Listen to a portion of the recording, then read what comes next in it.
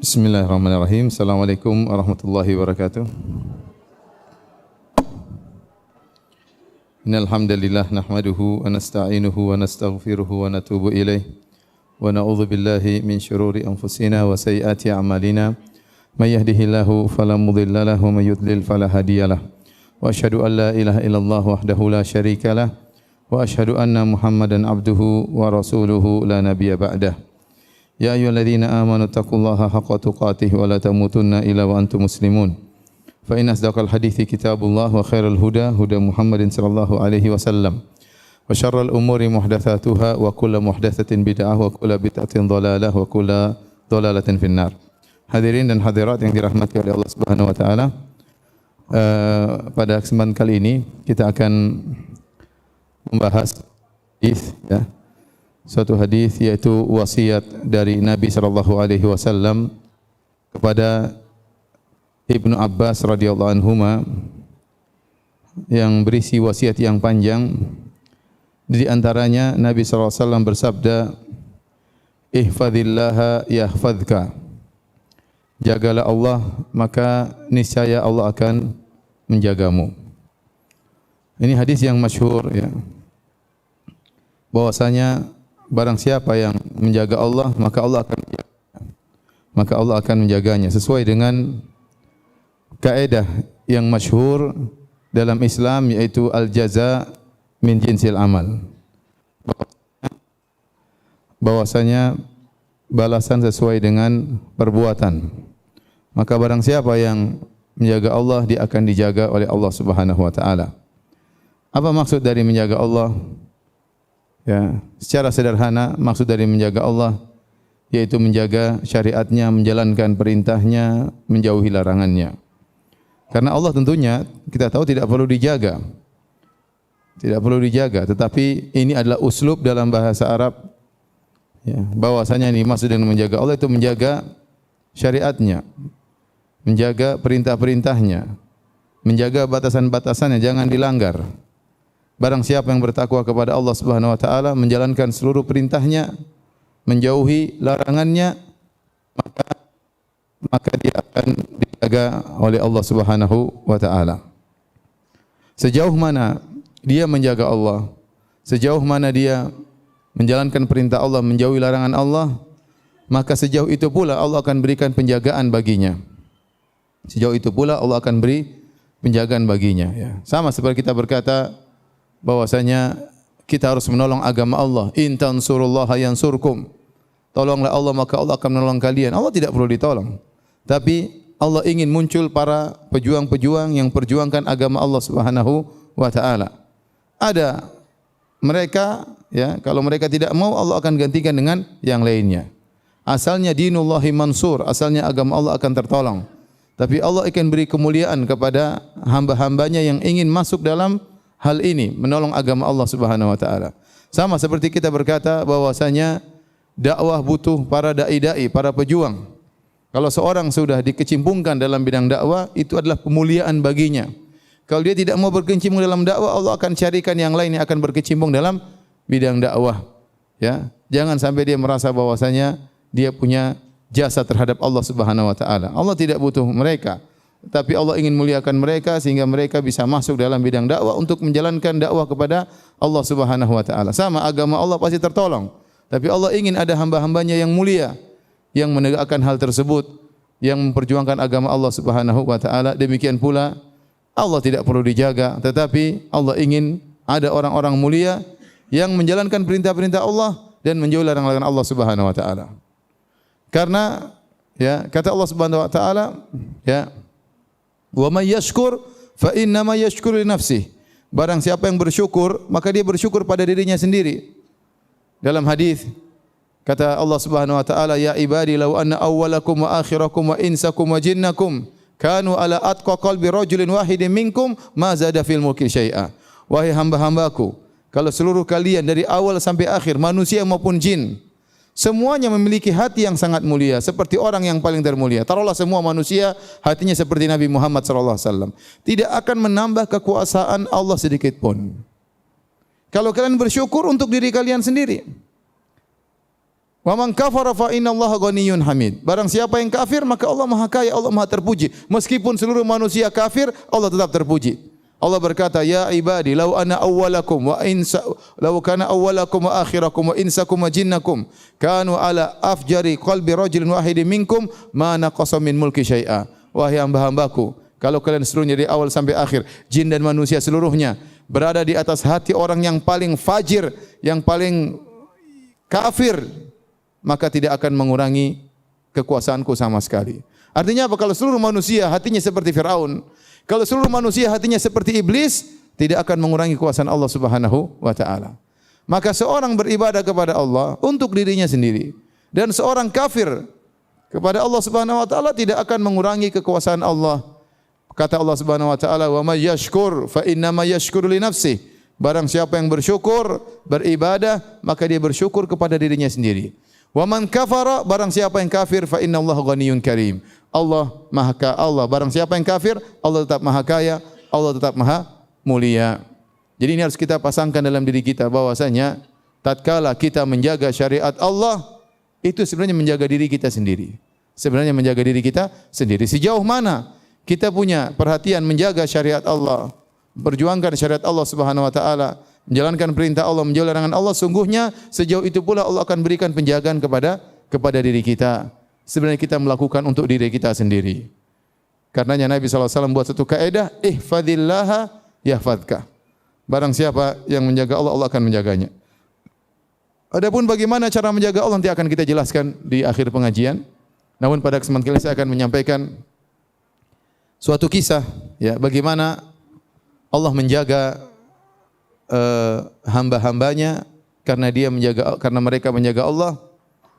Bahkan yang dijaga bukan cuma sang hamba, bahkan keturunannya juga dijaga oleh Allah Subhanahu wa taala. Kisah tentang pernikahan antara Ummu Sulaim, ibunya Anas bin Malik, dengan Abu Talhah radhiyallahu taala anhu. Dengan Abu Talhah radhiyallahu taala anhu, ya. Ummu Sulaim ini adalah seorang wanita salehah yang telah dijamin masuk surga oleh Nabi sallallahu alaihi wasallam.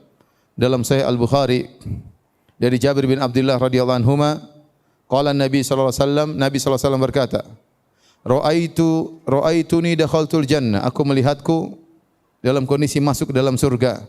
Fa idza ana bir Rumaisa imraati Abi Talhah.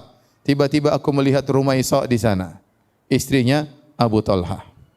Namanya adalah, ya, disebut oleh Nabi dengan Rumaisa dan dia dikenal dengan Ummu Sulaim. Tiba-tiba aku melihat Rumaisa, istrinya Abu Talhah. Subhanallah. Apa yang buat dia gerangan masuk surga? Nanti akan kita jelaskan. Wa sami'tu khasyafatan faqultu man hadha. Kemudian aku mendengar ada suara langka atau suara sesuatu. Aku bertanya, siapa itu? Faqala hadza Bilal. Itu adalah Bilal. Wa ra'aitu qasran bi fina'ihi jariyah. Aku melihat suatu istana, kemudian di pelatarannya ada seorang gadis. Faqultu liman hadza? Maka aku bertanya, ini istana dan gadis ini milik siapa?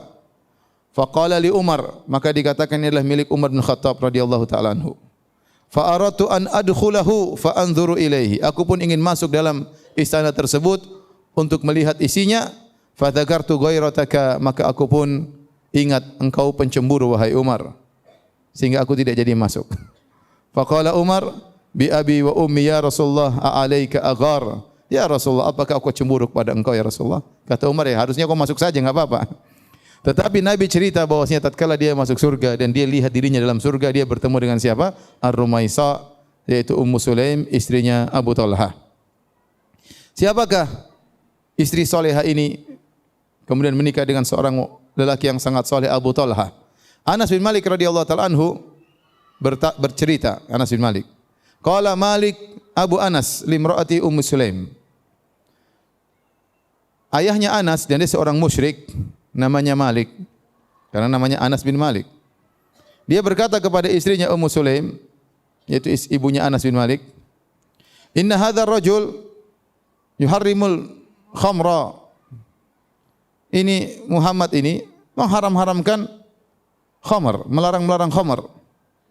Maka dia tidak setuju dengan dakwahnya Nabi Muhammad sallallahu alaihi wasallam. Fantalaqa hatta Asyam, hatta Asyam. Maka Malik bapaknya Anas pun pergi menuju ke negeri Syam. Fahalaka hunak, kemudian dia meninggal di sana, di negeri Syam. Akhirnya ibunya Anas, Ummu Sulaim, janda, suaminya sudah meninggal. Faja'a Abu Talha, maka datanglah Abu Talha Al-Ansari radhiyallahu taala anhu.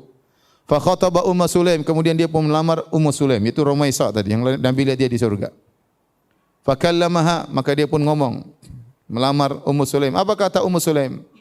Ya Abu Talha, ma mithluka yurad. Kata Ummu Sulaim kepada Abu Talha, wahai Abu Talha, orang seperti Anda tidak mungkin ditolak lamarannya. Walakinnaka mru'un kafir, tetapi engkau kafir.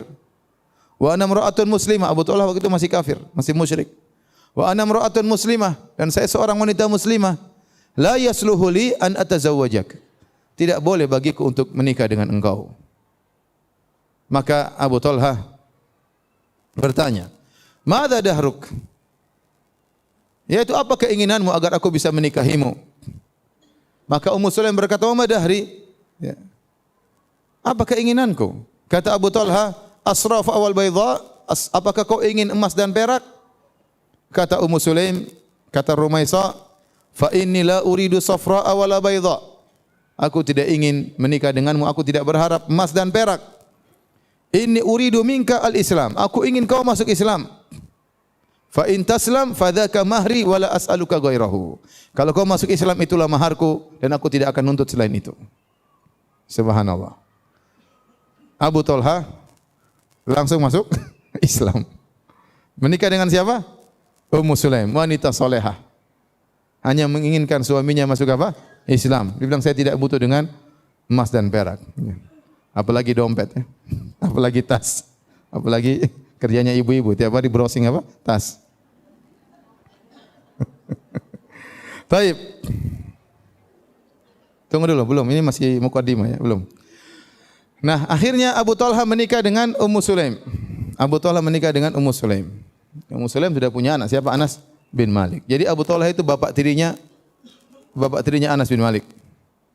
Nah, kemudian lahirlah seorang anak dari pernikahan tersebut. Anak tersebut sangat dicintai oleh Abu Talha. Abu Talha sangat cinta kepada anak tersebut, sangat sayang anak tersebut. Anak tersebutlah yang disebut dengan Aba Umair.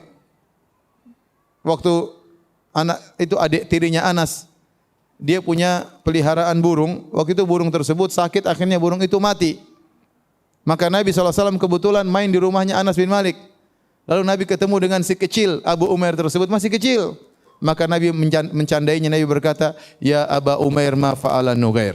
Padahal dia masih kecil, mungkin berapa tahun ya, mungkin 4 tahun, mungkin 3 tahun, berapa tahun. Nabi mencandai, Nabi berkata, "Wahai Abu Umair, apa yang terjadi dengan burung yang kau pelihara?"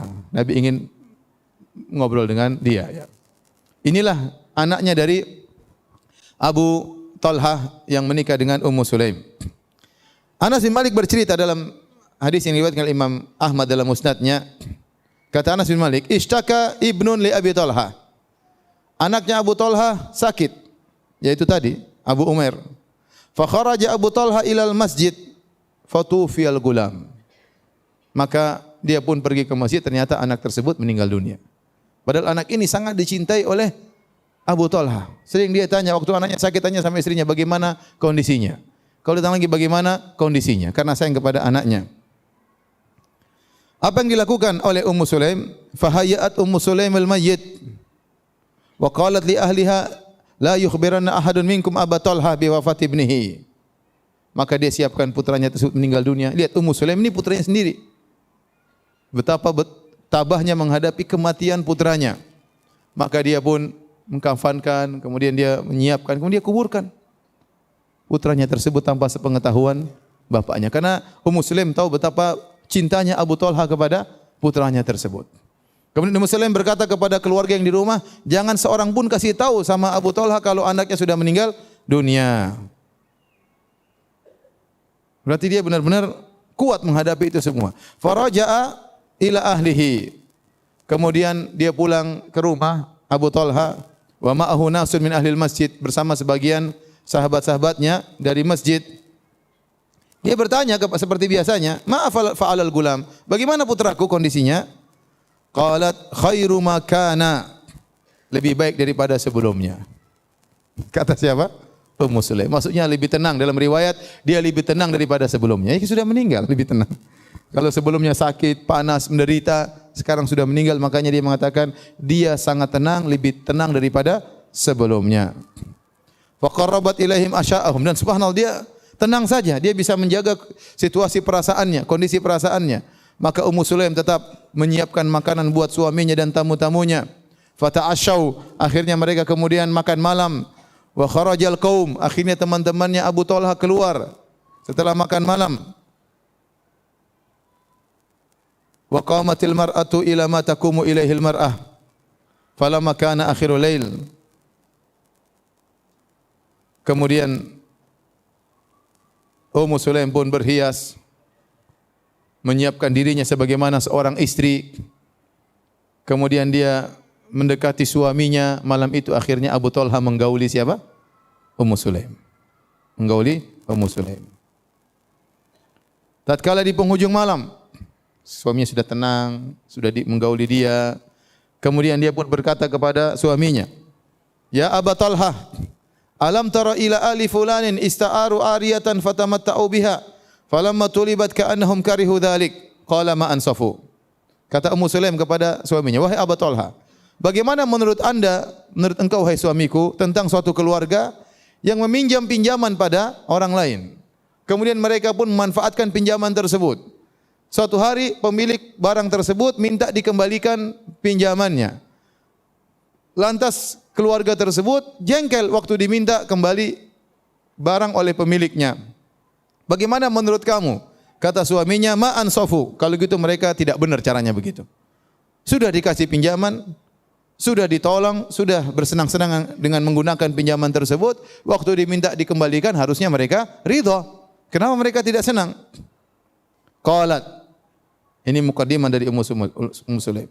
Maka Ummu Sulaim berkata, "Fa inna ibnaka kana ariyatan minallahi tabaraka wa ta'ala." Sungguhnya putramu adalah titipan dari Allah Subhanahu wa ta'ala.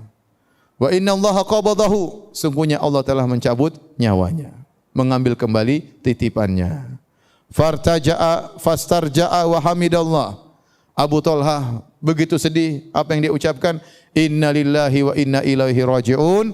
Alhamdulillahi ala kulli hal. Tengah malam ini, setelah berhubungan, baru dia sampaikan. Maksudnya apa? Dia ingin suaminya tenang, senang dulu, baru disampaikan kabar ini. Subhanallah. Jadi ini dua suami istri yang luar biasa. Ya, istrinya juga tidak kalah luar biasa. Bayangkan putranya meninggal dan dia bisa tabah dan tidak kelihatan itu semua. Dan dia bisa mengajak suaminya untuk bergaul. Dan suaminya tatkala diberitahu pun dalam kondisi tenang dengan berkata, "Inna lillahi wa inna ilaihi raji'un. Alhamdulillah ala kulli hal." Kita adalah milik Allah dan semuanya akan kembali kepada Allah dan segala puji bagi Allah dalam segala kondisi. Falam asbaha goda ala Rasulillah sallallahu alaihi wasallam. Tatkala pagi hari dia pun kabarkan kepada Nabi sallallahu alaihi wasallam apa yang terjadi. Maka Nabi berkata, "A'rastumul lailah?" Apakah tadi malam kalian berhubungan? Nabi tanya, "Apakah semalam kalian berhubungan?" Kata Abu Talha, "Iya ya Rasulullah." Maka Rasulullah SAW berdoa, "Barakallahu lakuma fi lailatikuma." Semoga Allah berkahi malam tadi kalian berhubungan. Dan benar, akhirnya Ummu Sulaim hamil gara-gara hubungan tersebut. Fahamilat bi Abdullah, lahir dia hamil seorang anak, dan Ummu Sulaim ya dalam kondisi hamil beberapa kali ikut serta safar bersama Nabi. Nabi tahu bahwasanya Ummu Sulaim dalam kondisi hamil ya. Ya, kalau kamu melahirkan kabarkan kepadaku ya. Kemudian akhirnya Ummu Sulaim melahirkan di malam hari. Fawaladat hulailan. Dia pun melahirkan putranya di malam hari. Wa karihat an tuhannikahu hatta yuhannikahu Rasulullah sallallahu alaihi wasallam. Maka dia tidak ingin mentahnik. Kebiasaan orang Arab kalau anak baru lahir, maka dia pun mengunyah korma terus dimasukkan ke dalam mulut sang bayi. Tetapi Ummu Sulaim ingin mencari keberkahan dari Rasulullah sallallahu alaihi wasallam. Maka dia tidak mau memasukkan korma dalam mulut anaknya. Anaknya nangis disabar-sabarin. Dia bilang, "Wa karihtu an tuhannikahu hatta yuhannikahu Rasulullah." Aku tidak ingin kasih makan dia tahnik korma sampai Nabi yang pertama kali mentahniknya. Akhirnya tatkala besok pagi, fahamalathu ghudwatan wa ma'iya tamaratul ajwah. Aku pun segera bawa putraku tersebut, ya, ini putra yang ya, buah dari kesabaran suami istri yang didoakan oleh Nabi sallallahu alaihi wasallam. Maka aku pun bawa kepada Nabi sallallahu alaihi wasallam, yaitu dengan beberapa butir korma ajwa. Waktu itu Nabi sallallahu alaihi wasallam sedang sibuk, sedang memberi tanda kepada onta-ontanya, ya. Faqultu ya Rasulullah. Maka kata Anas bin Malik, ya, Anas berkata, Anas yang bawa adiknya, Anas berkata, "Ya Rasulullah, inna Ummu Sulaim waladatil Lailah, fakarihat an tuhannikahu hatta yuhannika Rasulullah sallallahu alaihi wasallam." Maka jadi yang bawa putra Abdullah adalah Anas bin Malik, ya, bawa adik tirinya. Maka kata Anas bin Malik, "Wahai Rasulullah, Ummu Sulaim ibuku tadi malam melahirkan dan dia tidak mau mentahnik putranya sampai Anda yang mentahnik terlebih dahulu." Kata Rasulullah sallallahu alaihi wasallam, "Ama aka syai', ada sesuatu yang kau bawa?" Aku berkata, "Tamaratu ajwa." Aku bawa buah korma ajwa. Maka fa akhadha ba'dahunna famadhaghahunna. Nabi mengambil sebagian korma tersebut, lalu Nabi mengunyah-ngunyahnya. Tsumma jama'a buzaqahu. Kemudian Nabi kumpulkan liurnya. Fa'aujarahu iyyahu. Kemudian Nabi pun masukkan ke dalam mulutnya anaknya Ummu Sulaim. Faja'ala yatalammadhu. Maka sang anak mengisap-mengisap jari Nabi sallallahu alaihi wasallam makan dari korma tersebut. Nabi berkata, "Hibbul ansar tamar." Sungguhnya kaum Ansor suka dengan apa? Korma. Ini anak sejak kecil sudah suka apa? Korma. Qultu ya Rasulullah sammi, kata Anas bin Malik, "Ya Rasulullah, berilah nama anak ini." Kata Nabi sallallahu alaihi wasallam, "Huwa Abdullah." Dia adalah siapa? Abdullah.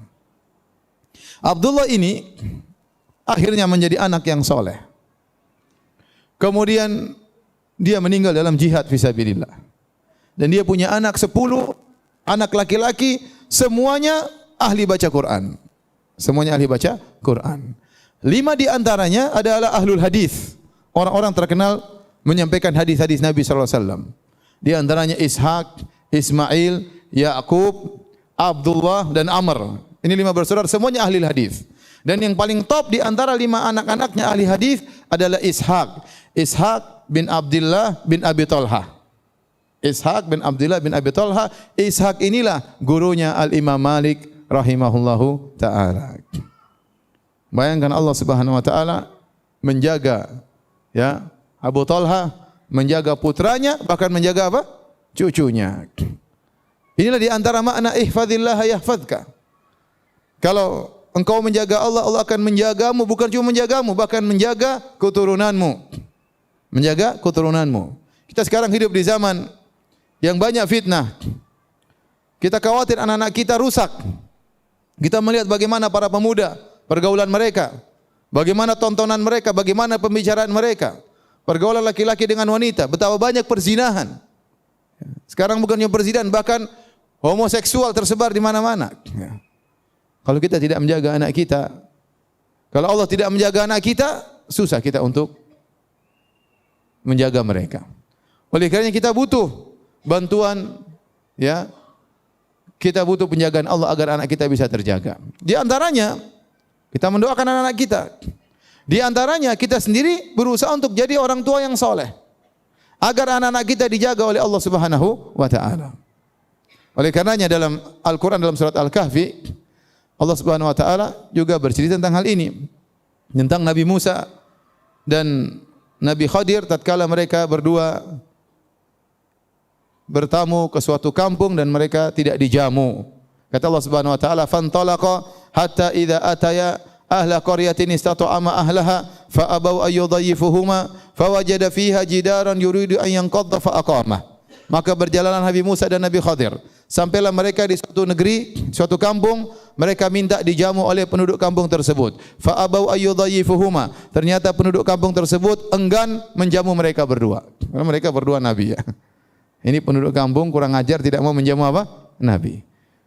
Tatkala mereka hendak keluar dari kampung tersebut, fawajada fiha jidaran yuridu an yanqadha fa aqama. Tiba-tiba mereka mendapati suatu tembok mau jatuh, mau roboh, fa aqama, maka Nabi Khadir pun meluruskan tembok tersebut. Musa bertanya, "Kenapa Anda meluruskan tembok tersebut? Padahal mereka berbuat buruk kepada kita, kenapa Anda balas keburukan mereka dengan kebaikan?" Maka Nabi Khadir bercerita, "Wa ammal jidaru fa kana li gulamaini yatimaini fil madinati wa kana tahtahu kanzul lahumā wa kana abuhuma salihah fa arada rabbuka ay yablugha ashuddahuma wa yastakhrija kanzahuma rahmatan min rabbik." Kata Nabi Khadir, adapun tembok yang tadinya mau rubuh saya luruskan. Sungguhnya tembok tersebut milik dua anak yatim yang tinggal di kota tersebut. Di bawah tembok tersebut ada harta mereka. Kalau tembok tersebut miring, harta mereka akan kelihatan, akan dirampas oleh orang. Maka Allah menyuruh Nabi Khadir untuk memperbaiki tembok tersebut agar harta mereka tersembunyi. Fa arada rabbuka ay yablugha ashuddahuma, sampai dua anak yatim ini menjadi dua anak yang dewasa.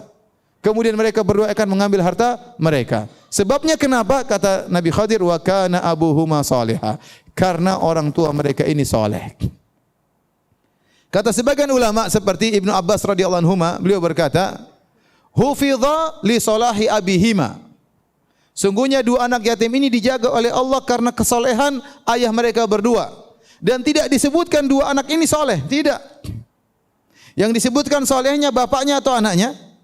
Bapaknya yang disebutkan, bukan kedua anaknya. Oleh karena Syekhul Islam Taimiyah juga menyebutkan, ya, bahwasanya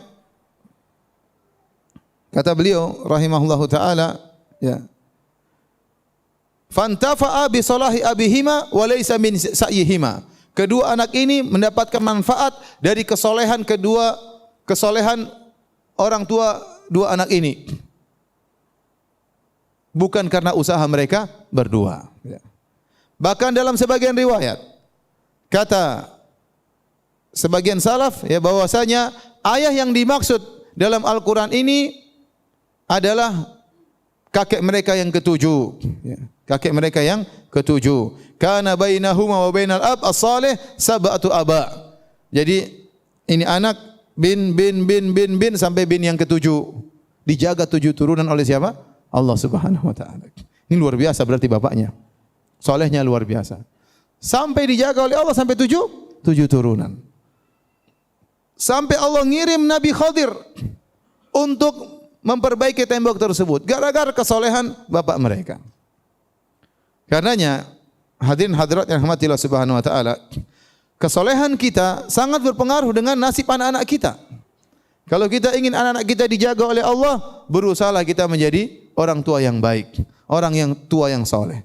Bagaimana kita ingin anak-anak kita soleh, sementara kita hobinya nonton sinetron, nonton India, sama nonton Korea, repot. Ya, saya nggak tahu sekarang lagi rame film Korea, ya. Dulu zaman saya masih kecil nggak ada film Korea. Sekarang sedikit anak-anak muda nonton film Korea, ya. Nah, bagaimana kita mau anak-anak kita soleh sementara kita sendiri tidak solehah? Sementara kita sendiri jarang ke masjid yang bapak-bapak. Sementara kita sendiri masih suka bermaksiat. Bagaimana Allah menjaga anak-anak kita? Bisa jadi jangan-jangan anak-anak kita menjadi rusak gara-gara kita sendiri yang rusak. Gara-gara kita yang rusak. Oleh karenanya Sa'id bin Musayyib, seorang tabi'in rahimahullah, pernah berkata, "Inni la usalli fa adhkuru waladi fa azidu fi salati." Aku salat, kata Sa'id bin Musayyib. Kemudian aku ingat anakku dalam salatku, maka aku tambah lagi salatku. Aku panjang-panjangkan atau aku tambah rakaatnya. Kenapa? Ingat anakku. Raja'a an uhfadha fihi. Aku berharap Allah menjaga anakku karena aku. Ya. Maka seorang tatkala ingin melakukan kesalahan, ingat, ya, dampaknya bisa saja mengenai anak-anaknya. Maka dia berusaha bertakwa kepada Allah. Selain dia berdoa kepada Allah agar anaknya soleh, dia juga berusaha untuk soleh, ya, untuk soleh agar anak-anaknya menjadi soleh dan solehah. Hadirin dan hadirat yang Allah Subhanahu wa taala, inilah di antara buah dari menjaga Allah Subhanahu wa taala, maka menjaga orang yang menjaga Allah Subhanahu wa taala. Oleh karena Allah Subhanahu wa taala berfirman dalam Al-Qur'an, "Lahu mu'aqibatun min baini yadayhi min khalfihi yahfazunahu min amrillah." Sungguhnya Allah memiliki malaikat-malaikat yang Allah kirimkan kepada seorang hamba yang bertakwa, menjaga di depannya, di belakangnya. Yahfazunahu min amrillah. Malaikat-malaikat itu menjaga sang hamba dengan perintah Allah Subhanahu wa taala. Dijaga. Kalau ingin melakukan keburukan dipalingkan. Kalau ingin terjerumus dalam kecelakaan dijauhkan. Ya. Allah mengirim malaikat-malaikat untuk menjaga orang-orang yang beriman. Ada penjaga. Dan itu sering, ya. Allah palingkan kita dari kerusakan, dari kehancuran, bukan karena tiba-tiba, bukan karena kebetulan, tapi ada yang atur. Ya, Allah Subhanahu wa taala ingin menjauhkan kita dari keburukan tersebut, ya. Ya. Dan itu bukan hal yang kebetulan, tapi memang sudah diatur oleh Allah Subhanahu wa taala. Tiba-tiba kita disuruh belok ke sini, tiba-tiba kita suruh jalan yang lain, ya. Sampai kata sebagian ulama, terkadang Allah menjaga kita dari hal yang kita semangati, kita inginkan. Ada seorang sudah semangat untuk meraih harta, dia sudah masuk dalam perdagangan, kemudian ternyata dia tidak berhasil. Dia menyangka dia tidak berhasil, saya kalah sama kawan-kawan saya lebih jago berdagang. Tapi ternyata itu Allah palingkan dia. Dia rajin sholat, rajin beribadah, tapi Allah palingkan dia kalah dalam perdagangan tersebut. Karena Allah tahu kalau dia berdagang, kalau dia kaya, dia akan lupa kepada Allah Subhanahu wa taala. Kalau dia punya uang banyak, dia akan lalai dari beribadah kepada Allah Subhanahu wa taala. Dia menyangka bahwasanya dia tidak berhasil karena kehebatan teman-temannya. Tidak, sebenarnya dia hebat. Tetapi Allah palingkan dia supaya dia tidak terjerumus dalam hal yang dia benci. Wa asa an tuhibbu syai'an wa huwa syarrul lakum. Bisa jadi engkau mencintai sesuatu dan buruk bagimu.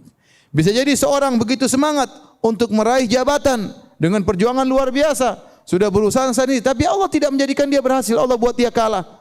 Kenapa? Bisa jadi kalau dia menang, dia lupa dengan namanya pengajian, dia lupa dengan takwa kepada Allah, ya. Lupa untuk baca Quran, tersibukkan dengan hal yang tidak bermanfaat, maka Allah buat dia gagal. Bukan karena dia tidak hebat, dia hebat. Tapi Allah tahu dia belum pantas untuk masuk di ajang tersebut. Dia belum pantas. Belum saatnya dia masuk dalam kancah tersebut. Maka Allah buat dia gagal. Ini contoh adalah penjagaan Allah Subhanahu wa taala kepada seorang hamba. Allah mudahkan urusannya kalau dia menjaga Allah Subhanahu wa taala, takwa kepada Allah Subhanahu wa taala. Wa may yattaqillaha yaj'al lahu makhraja wa yarzuqhu min haitsu la yahtasib. Barang siapa bertakwa kepada Allah Subhanahu wa taala, Allah berikan solusi kepadanya dan Allah akan memberikan rezeki dari arah yang dia tidak sangka-sangka. Nah, kalau seorang ternyata banyak masalah, dizalimi orang, ini orang diganggu orang, masalahnya tidak pernah selesai-selesai, tidak ada solusinya, maka hendaknya dia introspeksi diri. Jangan-jangan dia bermasalah. Jangan-jangan dia bermasalah sama Allah Subhanahu wa taala. Jangan-jangan dia menzalimi orang lain, jangan-jangan dia tukang maksiat. Jangan-jangan dia tidak beres di rumahnya. Jangan-jangan dia enggak beres sama pembantunya misalnya, sama pegawainya, sama istrinya, sama suaminya. Cek. Kenapa bisa demikian? Orang mukmin pasti dikasih ujian, namun pasti ada solusinya. Pasti ada solusinya. Kita orang mukmin, orang beriman pasti ada ujiannya. Allah sudah janji akan kasih ujian. Tetapi pasti ada solusinya. Nah, kalau enggak ada solusinya, berarti kita introspeksi. Jangan-jangan kita bermasalah. Hadirin dan hadirat yang Allah Subhanahu wa taala. Secara umum, penjagaan Allah terhadap seorang hamba dalam dua hal. Penjagaan Allah terhadap seorang hamba dalam dua hal. Pertama, Allah menjaga agamanya, yang kedua Allah menjaga dunianya. Allah menjaga agamanya, yaitu Allah menjauhkan dia dari hal-hal yang menyimpang, hal-hal yang menyesatkan. Jauhkan dia dari syubhat-syubhat, jauhkan dia dari pemikiran liberal, dari pemikiran firqah-firqah yang sesat, dijauhkan dari pemikiran-pemikiran khawarij, syiah dan yang lainnya. Allah jauhkan dia.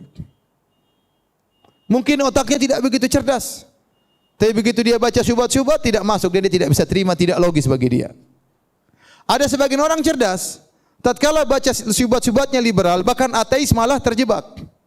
Malah terjebak, Allah tidak jaga dia.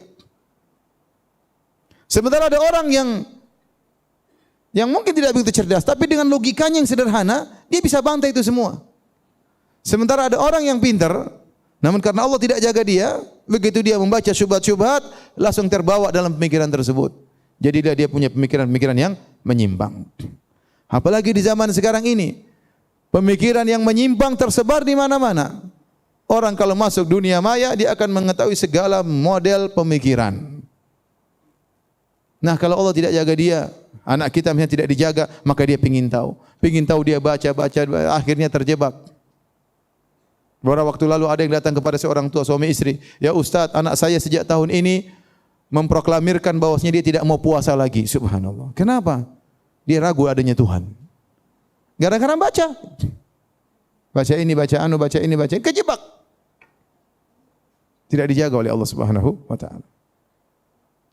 Nah, kalau orang bertakwa kepada Allah, setiap hari berdoa ihdinas siratal mustaqim, ya Allah tunjukkanlah aku jalan yang lurus, dan dia tulus dalam ibadahnya, maka Allah akan menjaga dia.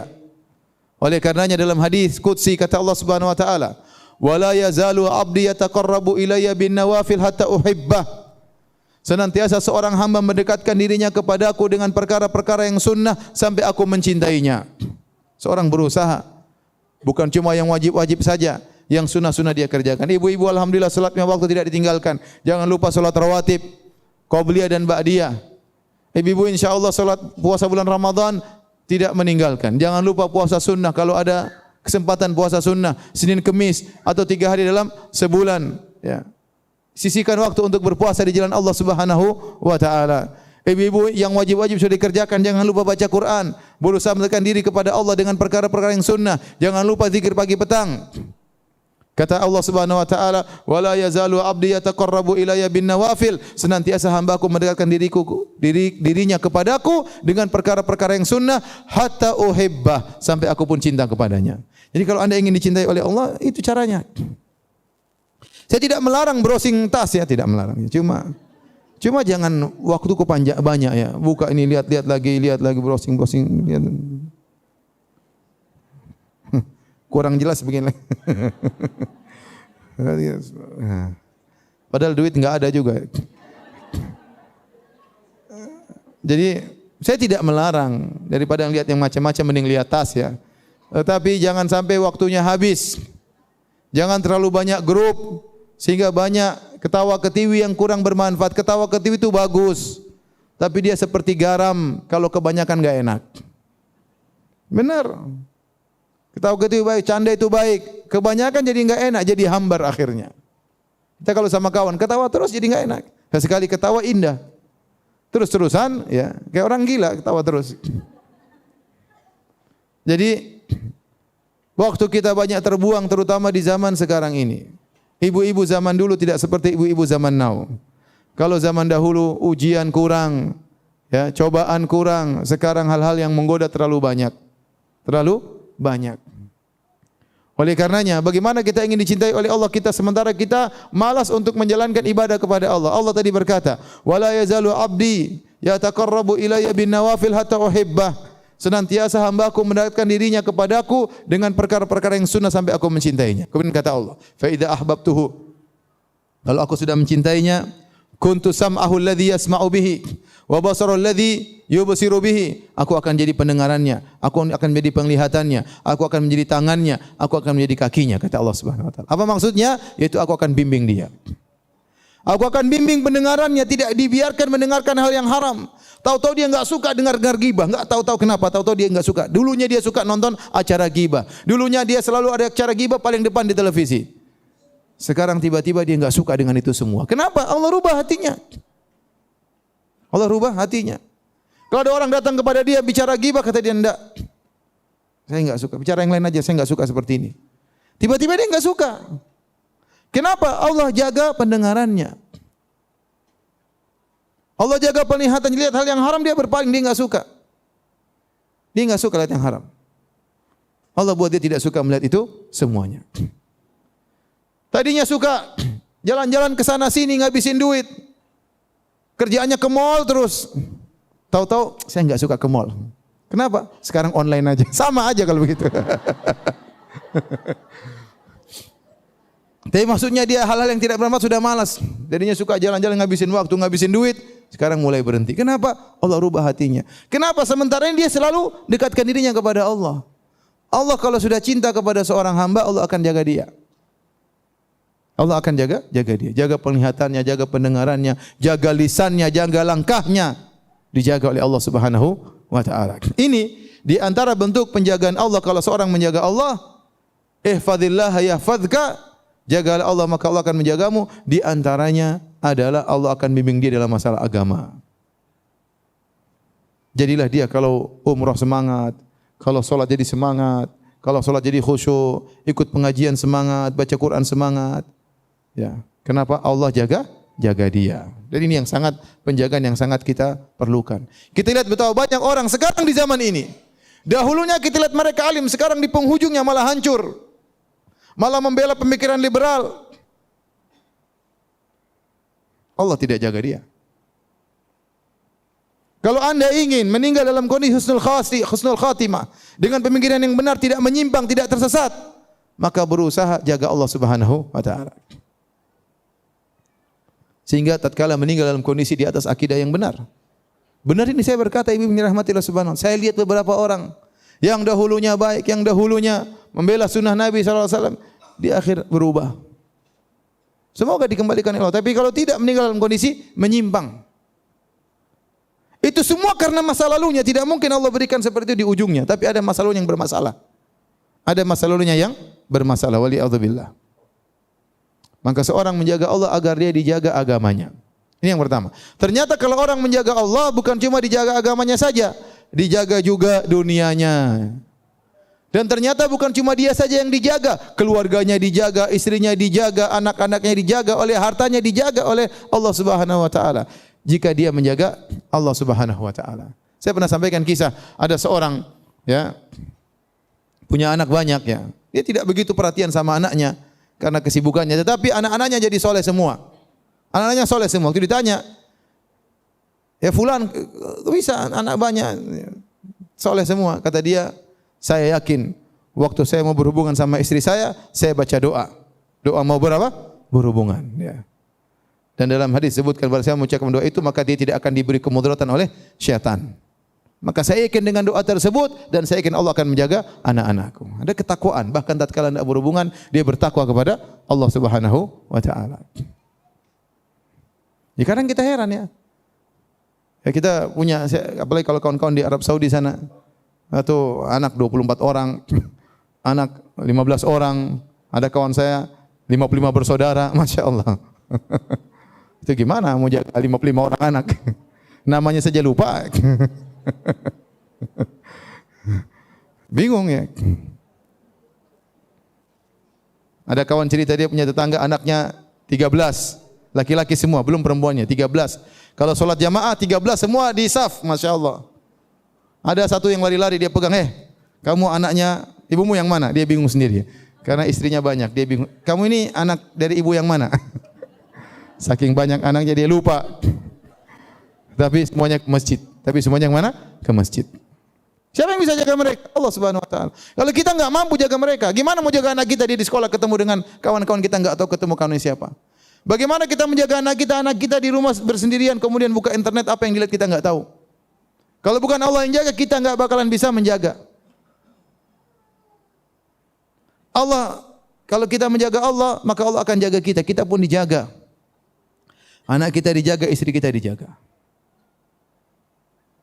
Kalau kita bermasalah, ibu kalau suaminya biar dijaga, tidak direbut oleh pelakor. Pelakor itu perebut laki orang ya.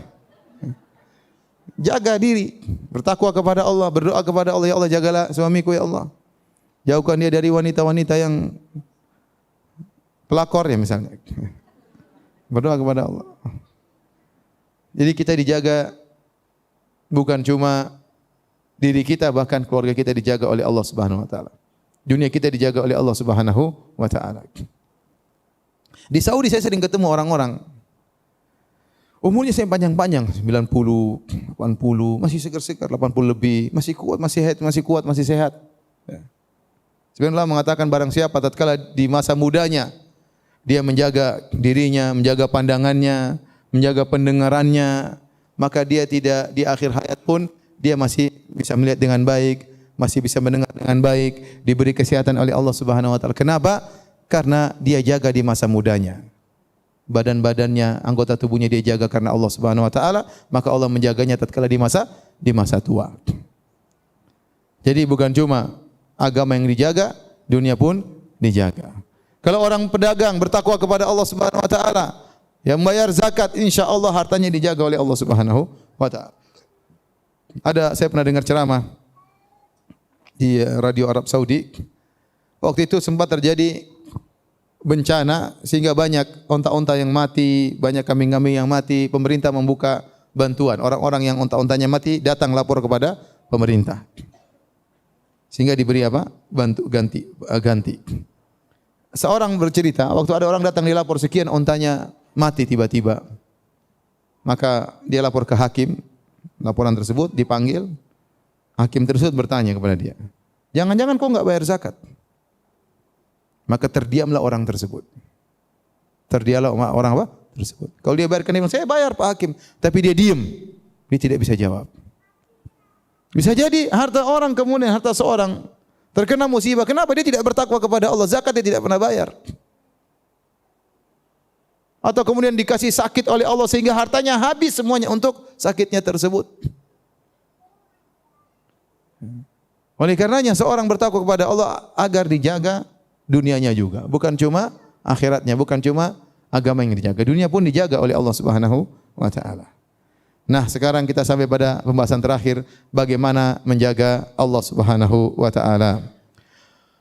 Hadirin dan hadirat yang dirahmati oleh Allah Subhanahu wa taala, sungguhnya orang yang menjaga Allah Subhanahu wa taala dipuji oleh Allah dalam banyak ayat dalam Al-Qur'an. Allah sebutkan di antaranya mereka adalah para penghuni surga. Dalam surat Qaf Allah sebutkan tentang para penghuni surga orang bertakwa. Kata Allah Subhanahu wa taala, "Wa uzlifatil jannatu lil ghairu ba'id. Hadza ma tu'aduna likulli awwabin hafiz." Man khasyiyar rahmana bil ghaibi wa jaa'a biqalbin munib. Udkhuluha bisalamin dzalika yaumul khulud. Lahum ma yasha'una fiha wa ladaina mazid. Kata Allah Subhanahu wa taala, pada hari kiamat kelak, uzlifatil jannatu lil muttaqin. Surga didekatkan kepada orang-orang yang bertakwa. Mereka dimuliakan, surganya digiring oleh Allah kepada mereka sehingga mereka melihat keindahan semakin dekat kepada mereka. Untuk masuk. Dikatakan kepada mereka, hadza ma tu'adun. Inilah yang dijanjikan kepada orang-orang yang bertakwa. Siapa orang bertakwa tersebut? Likulli awwabin hafiz. Orang yang senantiasa awwab, senantiasa kembali kepada Allah, selalu ingat kepada Allah, dalam kondisi senang ingat kepada Allah, dalam kondisi susah ingat kepada Allah, tatkala bermaksiat segera kembali kepada Allah, namanya awwab. Senantiasa kembali kepada Allah, senang dia bersyukur kepada Allah. Lagi maksiat dia beristighfar kepada Allah, lagi sedih dia mengatakan inna ilaihi raji'un, ingat selalu kepada Allah. Kemudian likulli awwabin hafiz, yang selalu menjaga. Di antara ciri orang bertakwa di jamin surga adalah orang yang senantiasa menjaga. Kata para ulama yaitu menjaga perintah Allah, menjaga dirinya, menjaga hak-hak Allah dan menjaga batasan-batasan Allah, jangan dia langgar, jangan dia terjang, jangan dia bermaksiat kepada Allah Subhanahu wa taala. Ini demikian juga tatkala Allah sebutkan tentang orang-orang berjihad di jalan Allah Subhanahu wa taala yang Allah janjikan bagi mereka surga. Allah sebutkan sifat-sifat mereka, di antaranya at-taibunal abidunal hamidun as-saihun ar-raqiun as-sajidun al-amiruna bil ma'ruf wan nahuna 'anil munkar wal hafizuna li hududillah. Ciri-ciri penghuni surga. Allah sebutin orang senantiasa bertobat, ya. Kemudian senantiasa memuji Allah Subhanahu wa taala dan seterusnya sampai Allah mengatakan wal hafizuna li hududillah, yaitu orang-orang menjaga batasan-batasan Allah Subhanahu wa taala. Mereka ciri-ciri penghuni surga. Taib. Di antara ayat-ayat yang mengkhususkan amalan-amalan tertentu untuk dijaga, ada amalan-amalan tertentu yang hendaknya dijaga, seperti Allah menyuruh kita untuk menjaga salat. Kata Allah dalam surat Al-Baqarah ayat 238, kata Allah, hafizu ala salawati was salatil wusta wa qumu lillahi qanitin. Kata Allah, jagalah salat dan jagalah salat asar. Allah suruh jaga salat. Ibu-ibu jaga salat, jangan sampai malas-malasan. Jaga salat itu maksudnya kita jaga, kerjakan pada waktunya. Kita kerjakan salat dalam kondisi semangat, bukan dalam rangka melepaskan beban. Kita latih diri kita sampai kita menikmati salat tersebut. Bagaimana caranya? Kita kebanyakan, saya tidak mengatakan antum, saya katakan kita. Kebanyakan kita salat dalam kondisi merasa beban. Padahal Nabi SAW waktu salat Nabi berkata kepada Bilal, "Ya Bilal, arihna bis salat." Ya Bilal, jadikanlah kami beristirahat dengan salat. Salat itu ada istirahat bagi Nabi. Bukan ya Bilal, istirahatkan kami dari salat. Beban untuk kita tinggalkan, tidak. Tapi Nabi justru beristirahat dalam apa? Salat. Wa ju'ilat qurratu aini fi salat. Kata Nabi, dijadikan kebahagiaanku dalam salat. Seorang kalau ingin seperti ini, dia latih salat malam sampai dia merasa kelezatan dalam salat malam. Bagaimana caranya? Dia berusaha. Memang pertama berat, malas-malasan, lawan rasa kantuk. Bagaimana bangun jam 3:30 atau bangun jam 3, kemudian salat, bangun jam 4 misalnya, ngantuk, lawan ngantuk ya. Tapi lama-lama dia akan merasakan apa? Kelezatan. Jadi benar dia merasakan salat itu qurratu ain, kebahagiaan. Kalau dia enggak salat, dia enggak tenang. Begitu dia salat, dia merasa bahagia. Dia bahagia dalam sujudnya, dia bahagia dalam rukuknya. Kalau dia sudah bisa begitu, ini orang yang dapat kenikmatan luar biasa. Bukan beban. Ya. Nah ibu-ibu, ya, jangan jadikan salat itu beban. Kalau ibu masih merasa salat itu beban, berarti ibu belum sampai pada derajat yang diinginkan. Maka berusahalah menjaga salat. Jadikan salat adalah kebahagiaan.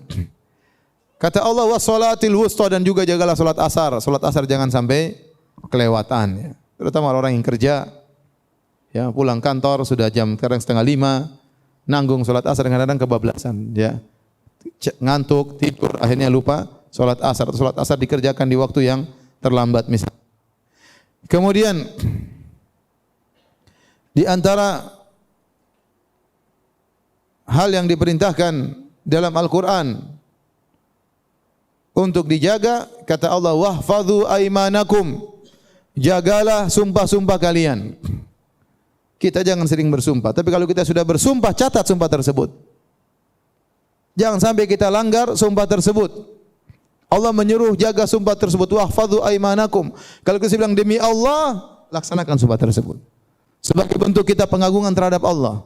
Barang siapa menjaga sumpahnya karena Allah, Allah akan menjaga dia. Demikian juga di antara hal yang dianjurkan untuk dijaga dalam hadis, kata Nabi sallallahu alaihi wasallam, la yuhafidhu 'alal wudu' illa mu'min. Tidak ada yang menjaga wudu kecuali seorang apa? Mukmin. Seorang berusaha untuk jaga wudunya. Setiap dia batal dia berwudu. Bahkan sebelum tidur dia berwudu kalau memungkinkan. Dan ini adalah tanda seorang mukmin. Kemudian juga ya, Nabi sallallahu alaihi wasallam bersabda, al-istihya'u minallahi haqqal haya. Hendaknya seorang malu kepada Allah dengan rasa malu yang sebenar-benarnya. Bagaimana cara rasa malu yang sebenar-benarnya? Kata Nabi sallallahu alaihi wasallam, antahfadzar ra'sa wa ma wa'a. Engkau menjaga kepalamu dengan apa yang ada di bawahnya. Itu jaga pendengaran, jaga penglihatan. Kalau kita ingin dijaga Allah, jangan jelalatan. Jangan lihat hal-hal yang tidak dibenarkan. Ya. Jangan mendengarkan hal-hal yang diharamkan. Wa tahfadzal batna wa ma hawa, dan jagalah juga perut dan apa di dalamnya. Itu jangan sampai makan yang haram. Jangan sampai makan yang haram. Kenapa? Karena semua penglihatan, pendengaran akan dimintai pertanggungjawaban oleh Allah Subhanahu wa taala. Kata Allah Subhanahu wa taala, inna sam'a wal basara wal fuada kullu ulaika kana anhu mas'ula. Sungguhnya pendengaran, penglihatan, hati, semua itu akan diminta pertanggungjawaban oleh Allah Subhanahu wa taala. Kemudian di antaranya yang paling penting juga Nabi mengkhususkan jaga lisan. Kata Nabi, man hafidha ma baina lahyaihi wa ma baina rijlaihi dakhalal jannah. Barang siapa yang menjaga lisannya dan menjaga kemaluannya, dia masuk surga. Kenapa? Kebanyakan orang terjerumus dalam neraka jahanam gara-gara lisannya. Oleh karena seorang hati-hati. Ibu-ibu tatkala bergaul, tatkala berkomentar di grup WhatsApp atau di dunia medsos, hati-hati. Tatkala berteman dengan kawan, ngobrol hati-hati. Jangan sampai masuk dalam ghibah, jangan sampai masuk dalam namimah. Jauhi sering katanya dan katanya. Sungguhnya di antara yang dibenci oleh Allah Subhanahu wa taala qila wa qala, katanya dan katanya. Sekarang zaman ini zaman banyak katanya-katanya. Hati-hati. Jaga lisan. Kalau tidak penting enggak usah dibicarakan. Kalau tidak baik hendaknya didiamkan, enggak usah berbicara. Sebagaimana berbicara kebaikan adalah ibadah, diam dari keburukan juga adalah ibadah. Sungguh ada ibadah yang agung, tidak susah, cuma diam dapat pahala. Tetapi susahnya orang diam itu susah. Maunya ngomong. Ustaz aja maunya ngomong. Maunya komentar, semuanya mau dikomentari. Ya, tidak semua ente komentari. Ingat, sebagaimana berbicara kebaikan adalah ibadah, diam dari keburukan juga adalah ibadah. Diam dari hal yang meragukan, mendiam. Orang ini ibu lagi ngobrol, lagi ngumpul, kemudian ngobrol-ngobrol ketawa ketiwi. Kita lihat itu enggak benar, diam. Jangan komentar. Jangan komentar. Di grup lagi bertengkar, menurut anti komentar enggak ada manfaatnya, enggak usah komentar, diam, tahan diri. Itu ibadah. Ibadah. Lau kana al-kalamu min al-fiddah lakana sukutu min adh-dhahab. Kalau berbicara adalah perak, maka diam adalah emas. Apalagi ibu-ibu ya. Karena yang suka ngomong itu biasanya apa? Ibu-ibu. Suka komentar itu apa? Ibu-ibu. Yang sering ember mulutnya itu apa? Ibu-ibu. Ini saya bicara kenyataan ya. Ibu jangan tersinggung. Tersinggung enggak apa-apa juga. Jadi intinya ya, hati-hati ibu-ibu ya. Jaga lisan, terutama di zaman sekarang ini. Jaga tulisan, jaga komentar. Kemudian juga jaga kemaluan ya. Ikhwan maupun akhwat, jaga kemaluan. Jangan selingkuh, jangan punya hubungan dengan lelaki lain bagi ibu dan jangan bagi laki-laki hubungan perempuan lain yang tidak halal baginya. Ini sekarang zaman fitnah, betapa mudah kita berkomunikasi dengan lawan jenis yang tidak halal bagi kita. Ya, ketawa ketiwi dengan orang lain, tertawa-tertawa dengan suami orang, tertawa-tertawa dengan istri orang lain, tidak diperbolehkan. Sebagian lelaki kalau sudah telepon sama perempuan lain, setengah jam juga betah telepon. Kalau bicara sama istrinya enggak betah. Cepat, Ma, ada apa sih, Ma? Cepat dong, Ma, cepat, Bapak, Papi lagi sibuk. Begitu ngobrol sama istri orang setengah jam, betah. Ada apa gerangan? Pasti ada kelezatan di situ. Ada syahwat yang tersalurkan. Makanya betah lama ngobrol. Kalau chattingan sama perempuan lain semangat. Kalau chattingan sama istri orang kurang semangat. Sebagian ibu juga demikian, ibu yang kurang ajar ya. Kalau sudah kontak sama suami orang seperti itu, sama suami sendiri tidak bersemangat. Kurang menghormati, kurang menghargai. Sama suami orang benar-benar menghargai. Ini berarti tidak menjaga kemaluannya dan hal-hal yang bisa menjerumuskan kepada itu semua. Baik, jadi intinya ibu yang dirahmati Allah Subhanahu wa taala. Yang dimaksud menjaga Allah adalah menjaga perintah-perintahnya. Wa hafidha huquqahu, menjaga hak-hak Allah. Di antaranya hak Allah adalah kita mentauhidkan Allah, jangan berbuat syirik sama sekali. Kemudian wa hafidha hududahu, menjaga batasan-batasannya, jangan kita langgar. Jangan kita melakukan hal yang diharamkan oleh Allah Subhanahu wa taala. Barang siapa yang menjaga ini semua, maka dia akan dijaga oleh Allah Subhanahu wa taala. Sejauh mana dia semakin kuat menjaga hal tersebut, dia akan semakin dijaga oleh Allah Subhanahu wa taala. Dan betapa butuhnya kita di zaman sekarang untuk saling mengingatkan. Jangan lupa berteman dengan wanita-wanita yang soleha, ikhwan-ikhwan berteman dengan ikhwan-ikhwan yang soleh, agar saling menjaga di antara mereka, saling mendoakan, saling mengingatkan. Di zaman sekarang kita butuh dengan teman-teman yang baik, agar kita terjebak dengan komunitas yang baik dan terjauhkan dari komunitas yang buruk. Wallahu ta'ala alam bisawab. Kalau ada yang bertanya saya persilahkan.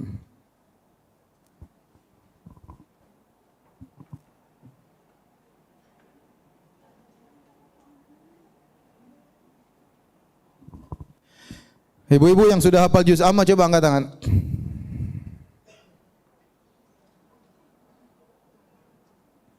Ada yang hafal juz amma?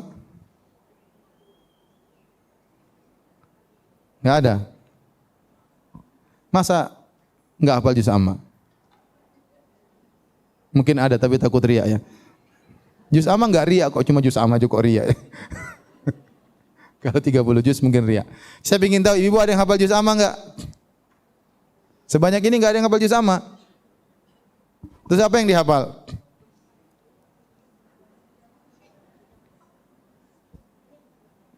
Saya nasihatkan kepada ibu-ibu isi waktu. Di antara isi waktu yang benar buat kita bermanfaat adalah menghafal Al-Quran.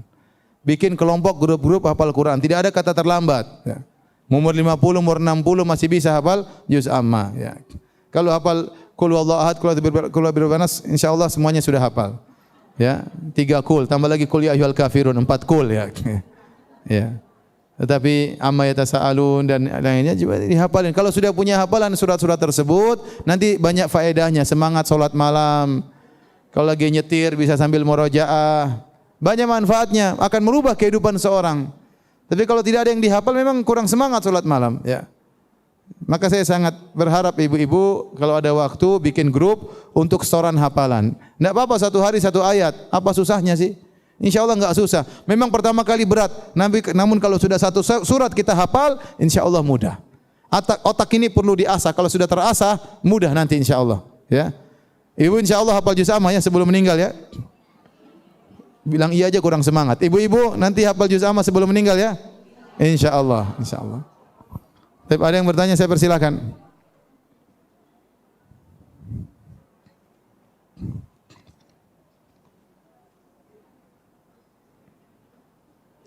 Bagaimana kita menjaga keluarga supaya kita selalu dijaga oleh Allah Subhanahu wa taala dalam kehidupan sehari-hari? Sebenarnya kan yang kita hanya bisa lakukan yang bisa kita lakukan. Fattaqullaha mastata'tum, bertakwalah semampu kita. Maka memang harus ada waktu kita ingatkan anak-anak, kita bangunkan waktu mereka untuk salat subuh, kita tanyain sudah murojaah belum, ya. Tetapi anak-anak butuh melihat qudwah, contoh yang nyata. Kalau kita sendiri enggak pernah baca Quran, kita suruh anak baca Quran, anak-anak heran, ini ibu enak aja nyuruh-nyuruh anak-anak, sementara ibu sendiri enggak pernah baca Quran. Ibu tiap hari main HP terus kita disuruh hafal Quran. Ya, anak-anak pasti bisa menilai, ya. Tapi ada orang membuat ilustrasi, ada seorang ibu heran sama ibu yang lain. Ibu yang lain anaknya selalu baca Quran, sementara anaknya selalu main HP. Maka dia tanya, kok bisa anak ibu selalu baca Quran? Kata ibu tersebut, tergantung ibunya, apa yang dilihat oleh anaknya. Artinya kamu sering main HP, makanya anakmu juga main apa? Main HP kerjanya. Jadi kita berusaha ada sisihkan waktu untuk pertama perbaiki diri kita sendiri. Kita butuh perbaikan. Kita ini hidup tidak lama di dunia ini, ibu-ibu. Jadi harus ada jadwal yang kita rutinkan, meskipun sedikit tapi kita rutin. Kata Nabi SAW, wa ahabul a'mali ilallah adwamuha wa inqal. Amalan yang paling dicintai oleh Allah adalah yang paling berkesinambungan meskipun cuma sedikit. Jadi maksud saya kita bikin kegiatan zikir pagi petang jangan tinggal. Ada sekarang ada di HP juga ada, di Halo Ustaz juga ada, di banyak program-program ada program bacaan zikir pagi petang. Kita baca pagi jangan lupa, petang jangan lupa. Ya. Kemudian jangan lupa ada program baca Quran. Setiap hari harus ada yang dibaca, enggak boleh enggak ada yang dibaca. Meskipun 2 lembar, meskipun 3 lembar harus ada yang dibaca. Kita kasih tanda, tiap naik tambah lagi sampai kita khatam. Sampai kita khatam. Saya punya kawan ya, ini saya cerita. Saya punya kawan, bukan saya, kawan saya. Dia punya mobil Avanza kalau enggak salah. Terus ada kawan saya yang baik bilang sama dia, Ustaz kayaknya perlu mobil baru lebih besar karena mungkin banyak anak dan apa gitu, ya. Banyak anaknya bukan banyak istri, jangan salah paham. Ya. Banyak anak. Kemudian ini ada kebetulan mobil ada Fortuner buat Ustaz aja, mau dikasih sama kawan saya itu. Kawan yang kaya. Maka kata kawan saya Ustaz tersebut, kata dia, jangan Pak, ini mobil Avanza, saya sudah khatam Al-Quran 100 lebih di sini. 100 lebih saya sudah khatam Quran di mobil ini sambil saya naik mobil. Saya ingin dia jadi saksi bagi saya pada hari kiamat. Dia ingin jadi saksi pada hari kiamat. Bayangkan. Waktunya berkah, ya. Sampai 100 kali khatam di mana? Di mobil. Ibu di rumah sudah berapa kali khatam Quran di rumah? Berapa khatam episode sinetron di rumah? Semuanya akan dicatat dan akan minta pertanggungjawaban. Ini pengaruh masa depan kita di akhirat. Maka seorang sisihkan waktu untuk baca Quran, sisihkan waktu untuk negur anak-anak, sisihkan waktu untuk ngajak suami pengajian, bangunkan suami salat subuh, ya, cium keningnya, Mas. Saya senang kalau punya suami salat subuh di masjid, ya. Begitu dia pulang kita servis dia, kita bangga suami kita salat di masjid, seperti itu.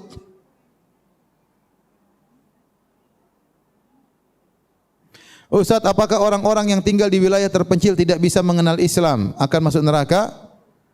Tidak, kalau orang yang tidak pernah mengenal Islam sama sekali, maka mereka akan diuji oleh Allah pada hari kiamat kelak. Allah berfirman dalam Al-Quran, wa ma kunna mu'adzibina hatta naba'atha rasula. Kami tidak bakalan mengazab sampai kami utus seorang rasul. Nah, kalau rasul tidak sampai kepada dia, atau tidak ada ustaz yang sampai kepadanya, atau tidak ada berita yang sampai kepada tentang Islam, dia tidak mengenal Islam, maka dapat uzur.